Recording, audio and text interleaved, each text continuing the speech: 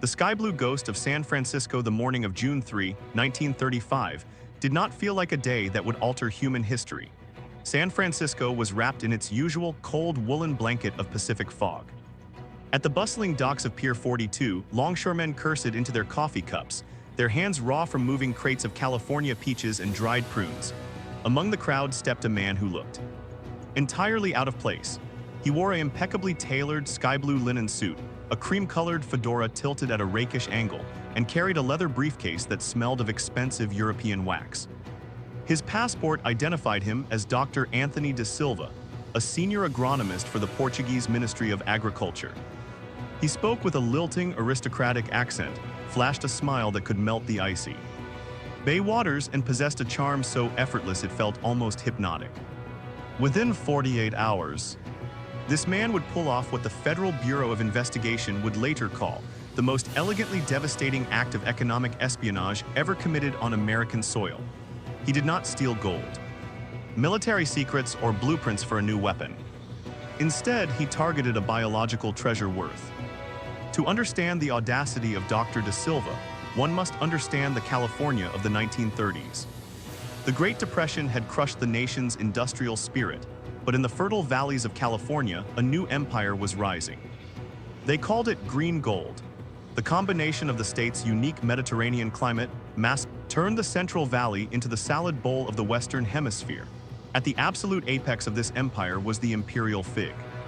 Introduced decades earlier, the California Smyrna fig, known commercially as the Calamiana, was a miracle of nature.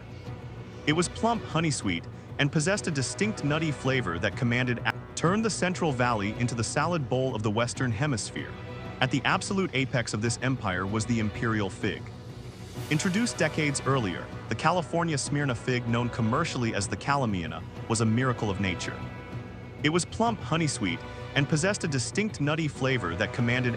Fresno and Merced counties had formed a ruthless, tightly knit cartel. They protected their orchards like military installations. Under California state law, exporting live Calamina cuttings, rootstocks, or even the specific wasps required to pollinate them to a foreign entity was an act of economic treason, punishable by years, and states had monopolized the global market. The Old World orchards of Turkey, Greece, and Portugal were dying, plagued by inferior cultivation methods and a devastating blight known as Phomopsis cinerascens. The European market was desperate for the resilient, high-yield California strains.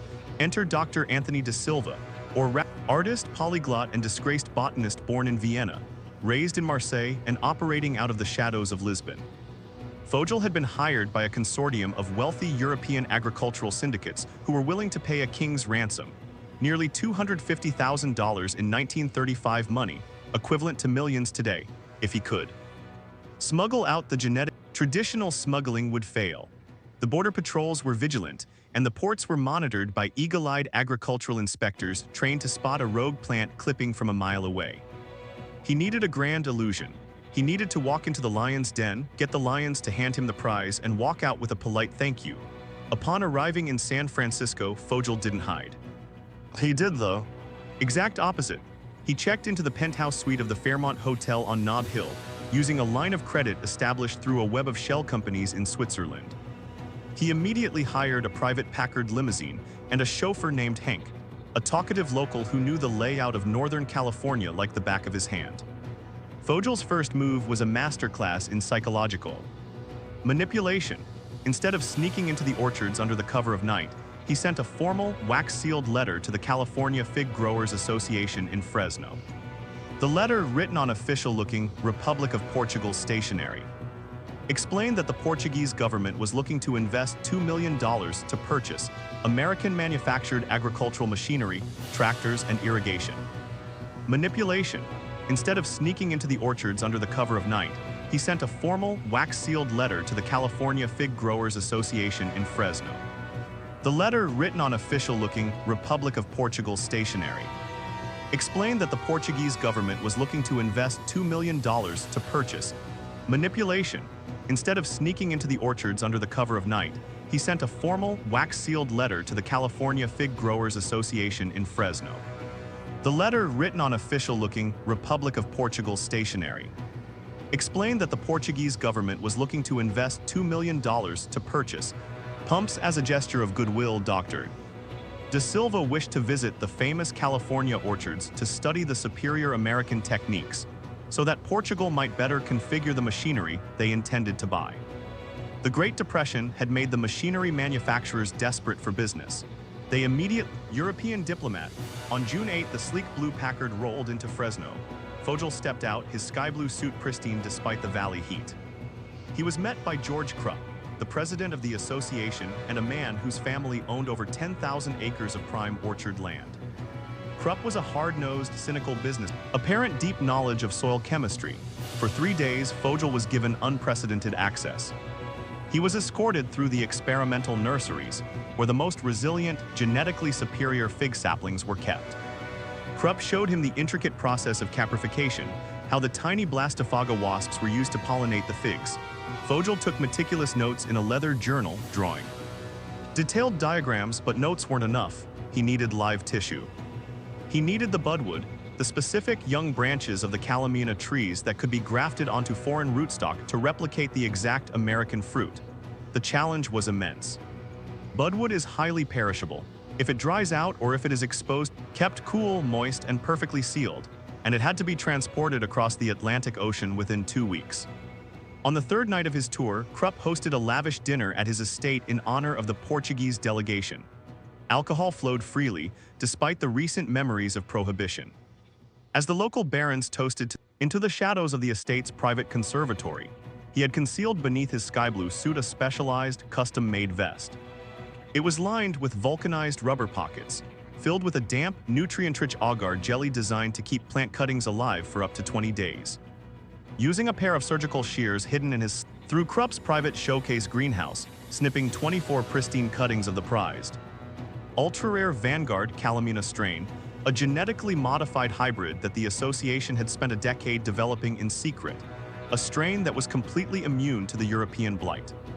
Each cutting was dipped into rubber pockets of his vest.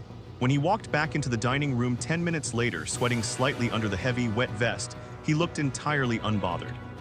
He raised a glass of California wine and toasted to the eternal friendship of American and European agriculture. The next morning, Fogel vanished. Embassy in Washington and needed to catch an early train from Oakland. Instead, Hank dropped him off at a ferry terminal. Fogel changed his clothes in a public restroom, ditching the sky blue suit for the drab, grease-stained overalls of a railroad laborer. The sky blue suit, along with his fake Portuguese passport, was been raised in Fresno. George Krupp had gone into his greenhouse to cut a fresh fig for his breakfast, only to notice the raw, cleanly severed stems of his prized Vanguard trees. A quick call to the Fairmont Hotel revealed that Dr. Anthony da Silva had never actually been registered with the Portuguese government. The Swiss bank accounts used to fund his trip had been emptied and closed via telegraph. The realization hit the California agricultural barons like a thunderbolt. They had been ruined by an phantom in a blue suit. The FBI was called in immediately. J. Edgar Hoover, eager to show the efficiency of his young bureau, took personal charge of the case, designating it File 72 Biological Espionage. Agents flooded San Francisco, Oakland, and Los Angeles. They checked every passenger manifest for every ship leaving the West Coast. They set up roadblocks along the state lines, but Fogel was smarter than his pursuers. He knew the ports would be watched. He knew the trains would be searched. Instead of heading for the coast, Fogel went inland, deeper into the American heartland. Forwarders, traveling via legal transcontinental milk trains, which moved at high speeds to prevent spoilage and were rarely searched by immigration or agricultural agents. Fogel made his way to Chicago, and then to Baltimore. Inside his rubber-lined vest, the 24 cuttings were fighting for survival. The agar jelly was drying up. The heat of the American Midwest in June was oppressive. Fogel had to constantly buy blocks of ice from railyard workers, melting them down to keep the vest cool against his own skin, risking hypothermia to save the stolen green gold. On June 16, exactly 8 days after the theft, Fogel arrived at the docks of Baltimore. Moored at the pier was the SS Volendam, a Dutch cargo liner bound for Rotterdam. Fogel did not board as a passenger, using a passport identifying him as a German engineer named Hans Wagner. He boarded as a crew member. having bribed the ship's chief engineer with a stack of $100 bills. The FBI arrived at the Baltimore docks just 3 hours after the SS Volendam cleared the harbor. They had missed him by a matter of miles. The crossing of the Atlantic was a nightmare for Fogel. The ship encountered a severe summer storm, tossing the vessel violently. Fogel was confined to the hot, humid engine room, where the heat threatened to cook the delicate fig tissues strapped to his chest. In desperation, he broke into the ship's medical bay, stole a supply of distilled water and medical gauze, and rewrapped each cutting by the dim light of a kerosene lantern in his cabin. On June 25, 1935, the SS Volendam docked in Rotterdam. Fogel slipped away into the night, catching the express train to Berlin and finally arriving in the sun-drenched valleys of southern Portugal 3 days later. Of the 24 cuttings he had stolen from George Krupp's greenhouse, 18 had survived. The impact of Fogel's heist was immediate and catastrophic for the American agricultural empire. The Europeans' syndicates successfully grafted the California Vanguard strain onto their Old World rootstocks. Within 3 years, the European fig industry underwent a massive renaissance. The blight-immune high-yield trees shattered the American monopoly. California fig prices plummeted by nearly 40% by 1939, costing the Central Valley growers tens of millions of dollars and altering the landscape. Of global trade forever, the FBI never caught Arthur Fogel. He dissolved into the wealthy elite of pre-war Europe, living under a dozen different names, protected by the powerful agricultural cartels he had enriched. The only physical evidence of his existence ever recovered by the United States government was found in August 1935 in a drainage ditch near the Oakland rail yards. A track worker found a discarded high-end leather briefcase. Inside, there were no documents, no maps, and no names. There was only a small, empty glass vial labeled hormone rooting powder No. 4 and a single stray thread of brilliant, sky blue linen.